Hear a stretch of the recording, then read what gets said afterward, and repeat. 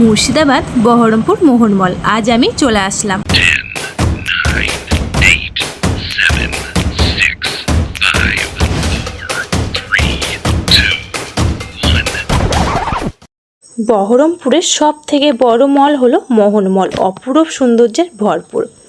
এখানে ছোট থেকে বড়দের জামা কাপড় থেকে শুরু করে নানান রকমের কিন্তু জিনিস পাওয়া যায়। এখানে বাচ্চাদের মনোরঞ্জন করার জন্য নানান রকমের খেলনা থেকে গেমিং খেলনা পর্যন্ত পাওয়া যায়।